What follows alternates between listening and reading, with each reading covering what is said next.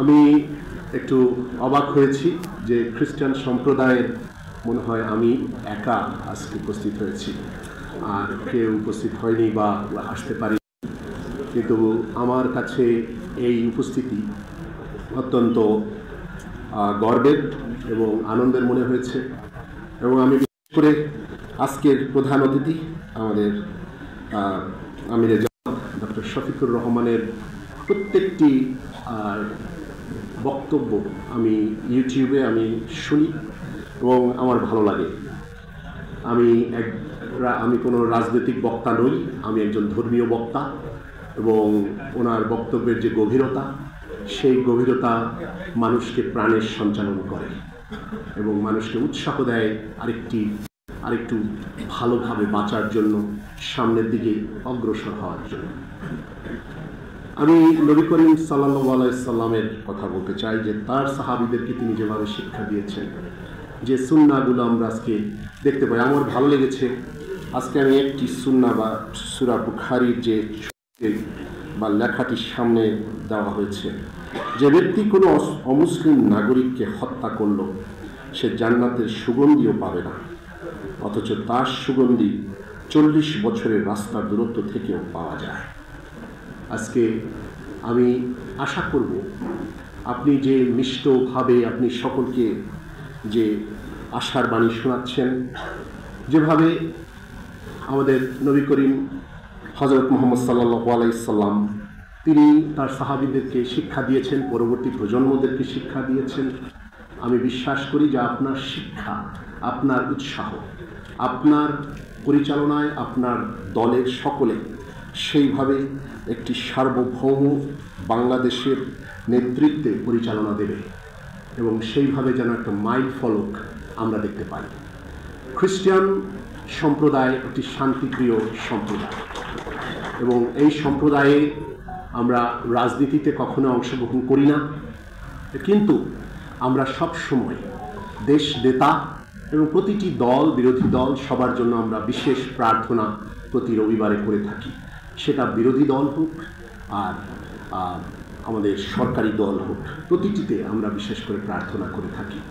এবং আমাদের প্রার্থনা থাকবে যেন জামাতে ইসলামী যেন ভবিষ্যতে যেভাবেই নেতৃত্বে আসুক না কেন, সেই নেতৃত্ব যেন সুগঠিত এবং সেই নেতৃত্বে যেন প্রতিটি সংখ্যালঘু সম্প্রদায়, আমরা খ্রিস্টানরা মাত্র 0.4%, আমাদের অনেক ছোট্ট একটি সংখ্যা, কিন্তু আমরা আপনাদের কাছ থেকে এই সাহায্য চাই যেন আপনারা আমাদের পাশে সবসময় দাঁড়ান এবং আমাদের যে সমস্ত মণ্ডলীগুলো আছে, যে চার্চগুলো আছে, সেগুলোকে আপনারা সুরক্ষা দেন। যেভাবে 5 আগস্টের পরে আমি কলাবাগান থানার এলাকায় থাকি এবং সেখানের একজন প্রিস্ট এবং আমার এলাকার জামাতে ইসলামী ভাইয়েরা আমাদেরকে প্রোটেকশন দিয়েছে। আমি বিশেষ করে কৃতজ্ঞতা জানাই, ধন্যবাদ জানাই তাদেরকে।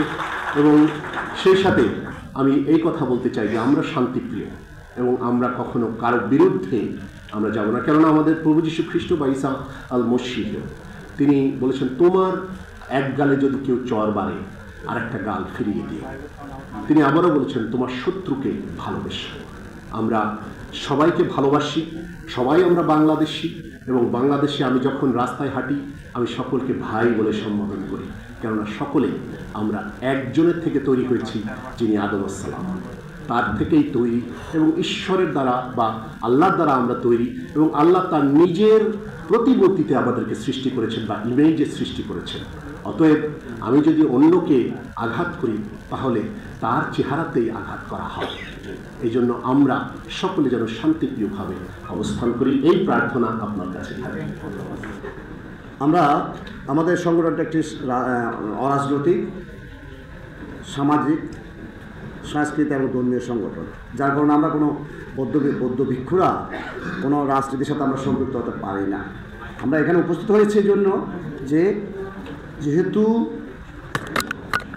বৌদ্ধ ধর্মের মূল মন্ত্র কি, সব্বপবস্যা কারণং কুশলস্য উপসম্পদা সচিত্ত পরিদর্পণং এতং বুদ্ধানুশাসনং, অর্থাৎ সকল প্রকার পাপ হতে বিরতি, অর্থাৎ খারাপ কাজ মন্দ কাজ হতে বিরতি, যেটাকে আমরা নৈতিকতা বলি, শীল বলি। কুশল কর্মের পরিপূর্ণতা, অর্থাৎ সবসময় ভালো কর্ম ভালো কাজ করা, যেটাকে প্রজ্ঞা বলা হয়। এবং স্বীয় চিত্তের পবিত্রতা সাধন, অর্থাৎ আমাদের চিত্তের মধ্যে মনের মধ্যে যত কলুষিত বা আছে, লোভ, দেশ, মোহ, কৃপণতা, যত ধরনের হিংসা বিদ্বেষ, এগুলোকে ত্যাগ করে বর্জন করে মনকে পবিত্র রাখা, এটা হচ্ছে বুদ্ধের অনুশাসন। এই শীল সমাধি প্রজ্ঞা যে কথাটা এটাকে বলছি, এটা সকল ধর্মের মধ্যে আছে। এমন কোনো ধর্ম নাই যেখানে শীল সমাধি প্রজ্ঞা নেই। এই তিনটা না থাকলে একটা ধর্ম হতে পারে না। ঠিক বুদ্ধের যে বাণী, বুদ্ধের যে দর্শন, যে চারি আর্য সত্য, আমরা যেখানে প্রথমে বলি দুঃখ আর্য সত্য, এই দুঃখটা সকল প্রাণীর জন্য, সকল জীবের জন্য। যেমন জন্ম দুঃখ, জন্ম কিন্তু শুধু মানুষের না, সকল প্রাণীর, সকল জীবের উদ্বেগের। জরা দুঃখ, অর্থাৎ জরা মানে বৃদ্ধ বয়স, সকলেই বৃদ্ধ বয়স হয়। ব্যাধি দুঃখ, এটা সকলেই রোগ ব্যাধি হয়। মৃত্যু দুঃখ, এরকম প্রিয় বিয়োগ দুঃখ, অপ্রিয় সংযোগ দুঃখ। ঠিক আমি বলছি এই দর্শনগুলো হচ্ছে সকলের জন্য। আমরা যেভাবে বৌদ্ধ দর্শন অনুযায়ী, আমার পূর্ববর্তী এক বক্তা বলেছেন ঈশ্বর কুমার বড়ুয়া, সকল প্রাণী সত্য, আমরা সকলের জন্য কাজ করি, সকল প্রাণীর জন্য, সকল জীবের জন্য। ঠিক সেরকম আমরা আজকে এই বাংলাদেশ জামাত ইসলামী কর্তৃক আয়োজিত এই অনুষ্ঠানে আমরা নিজেরাই এখানে উপস্থিত থাকতে পারি, আমরা নিজেদেরকে গর্ববোধ করছি। আমরা আশা করি ওনারাও সকলকে নিয়ে একটা সুন্দর দেশ গড়বেন, একটা সুন্দর সমাজ গড়বেন, একটা সুন্দর বাংলাদেশ গড়বেন। আমি আর একটু সময়, এক মিনিট সময় নিয়ে কথা আমার বক্তব্য শেষ করব। বুদ্ধকে বলা হয়েছিল ভালো লাগা এবং ভালোবাসার মধ্যে পার্থক্য কী? বুদ্ধ উত্তর দিয়েছিলেন, কেউ যদি ফুল সুন্দর দেখে ছিঁড়ে নেয়, তাকে বলে সেটা হচ্ছে তার ভালো লাগা। আর যদি কেউ ফুলকে ভালোবেসে যত্ন নেয়, ফুলকে পক্ষীবাসে যত্ন নেয়, মানে পরিচর্যা করে, সেটা হচ্ছে ভালোবাসা। সুতরাং আমরা যদি আমাদের নিজ ধর্মকে ভালো লাগে, তাহলে আমরা কিন্তু সব কিছু পরিপূর্ণ অনুসরণ করতে পারি না। কিন্তু আমি যদি নিজ ধর্মকে ভালোবাসি, আমি ধর্মপথের সঠিক পথে আমি অনুসরণ করব, যার ধর্ম অনুযায়ী। ঠিক সেরকম আমার যদি বাংলাদেশকে, আমাদের দেশকে যদি ভালো লাগে, তাহলে আমি কী করবো? এখানে কিছু মন্দ কাজও করতে পারি, কিন্তু আমি যদি আমার দেশকে ভালোবাসি, আমরা সব সময় সুন্দর কাজ করব সমাজের জন্য, দেশের জন্য। সবাইকে ধন্যবাদ।